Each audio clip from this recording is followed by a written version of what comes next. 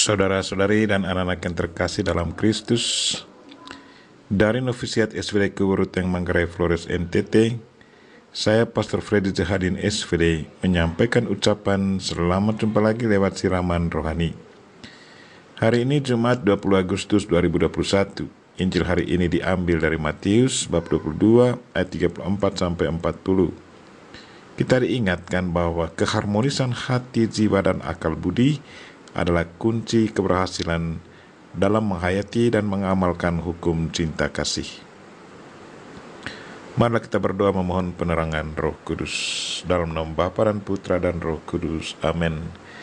Tuhan dan Allah kami, puji dan syukur kami haturkan kepadamu karena Engkau sudah menjelaskan kepada kami hukum yang paling utama dan yang kedua yang harus selalu kami hayati dan amalkan dalam hidup harian kami.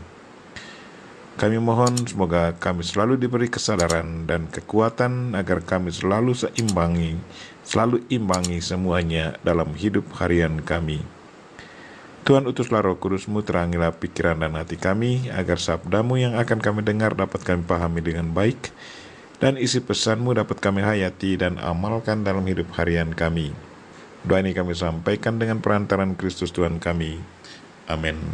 Tuhan sertamu dan sertamu juga. Inilah Injil Yesus Kristus menurut Matius bab 22 ayat 34-40. Dimuliakanlah Tuhan. Ketika orang-orang Farisi mendengar bahwa Yesus telah membuat orang-orang Saduki itu bungkam, berkumpullah mereka dan seorang dari mereka, seorang ahli Taurat, bertanya untuk mencobai dia. Guru, hukum manakah yang terutama dalam hukum Taurat? Jawab Yesus kepadanya, kasihilah Tuhan Allahmu dengan segenap hatimu, dan dengan segenap jiwamu, dan dengan segenap akal budimu. Itulah hukum yang terutama dan yang paling pertama. Dan hukum yang kedua, yang sama dengan itu ialah, kasihilah sesamamu manusia seperti dirimu sendiri. Pada kedua hukum inilah tergantung seluruh hukum Taurat dan kitab para nabi. Demikianlah Injil Tuhan. Dimuliakanlah Kristus.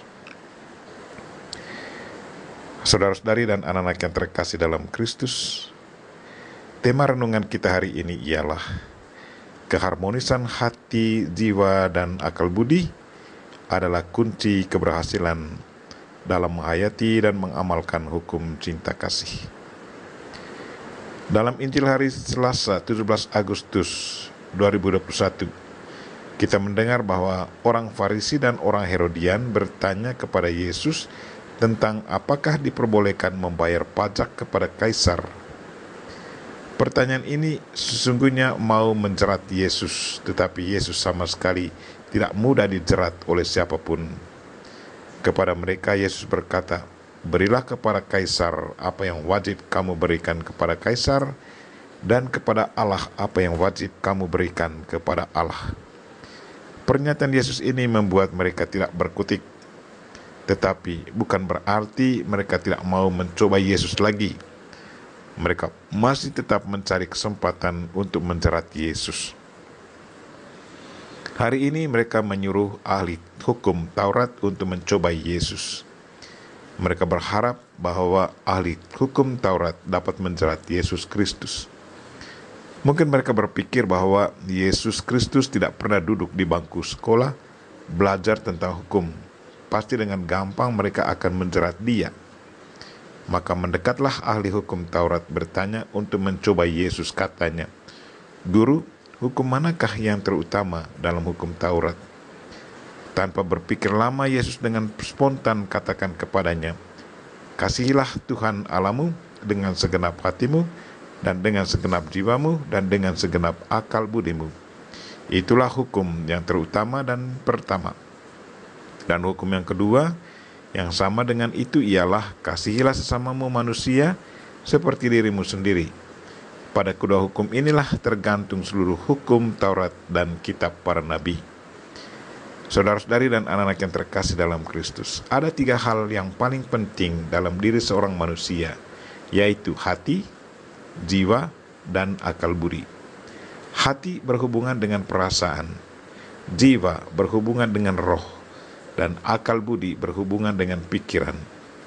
Mengasihi Allah dengan hati, jiwa, dan pikiran berarti mengasihi Allah dengan keseluruhan keutuhan manusia. Dengan kata lain, mengasihi Allah bukan hanya dengan kata-kata indah atau konsep-konsep pemikiran teologis belaka. Ketiganya harus seimbang. Hati, jiwa, dan akal budi harus sejalan. Ide yang bagus tentang cinta misalnya harus menjiwai roh kita. Lalu roh yang sudah diilhami itu harus diekspresikan lewat gerak-gerik hati kita, sehingga orang yang ada di sekitar kita pun bisa merasakannya. Seorang awam pernah berkata, "Pastor, kami awam sering bisa membedakan siapa pastor yang berkhotbah dengan hati dan siapa pastor yang berkhotbah dengan kepalanya." Lalu saya bertanya, apa perbedaan berkhotbah dengan hati dan dengan kepala? Dengan singkat dia katakan, dengan hati berarti pengkhotbah ngomong apa yang dirasakannya dan dihayatinya atau mau dihayatinya. Sementara dengan kepala, pengkhotbah ngomong tentang ide-ide yang sepertinya belum diinternalisir dalam hidupnya. Kemudian dia sambung lagi, berkhotbah dari kepala ke kepala sering membuat orang capek dan ngantuk. Sebaliknya, berkhotbah dari hati ke hati selalu membuat orang rasa tenang dan senang mendengarkannya. Ada orang yang katakan bahwa kasih dan hati sesungguhnya satu. Barang siapa yang mempunyai hati, dia dengan gampang tunjukkan kasihnya kepada sesama. Kalau kita sungguh-sungguh mengasihi Tuhan, itu berarti pikiran kita selalu fokus padanya, jiwa kita harus selalu digerakkannya, dan hati kita wujud nyatakan apa yang sudah digerakkan oleh pikiran dalam tindakan nyata. Yang pasti bahwa kegiatan untuk mengharmoniskan hati, jiwa, dan akal budi dalam hidup harian kita tidaklah gampang, tetapi bukan berarti tidak mungkin bisa diwujud nyatakannya. Kedekatan kita dengan Tuhan dan kesediaan kita untuk mendengarkan dan mengikuti apa yang dikatakannya akan memungkinkan kita untuk bisa melakukannya. Marilah saudara-saudari dan anak-anak yang terkasih, kita berdoa memohon bantuan Tuhan agar kita selalu sanggup mengharmonisasikan hati, jiwa, dan akal budi kita dalam mewujudkan hukum cinta kasih dalam hidup harian kita, baik terhadap Tuhan, terhadap sesama, maupun terhadap diri sendiri. Kita memohon Bunda Maria untuk selalu mendoakan kita. Amin.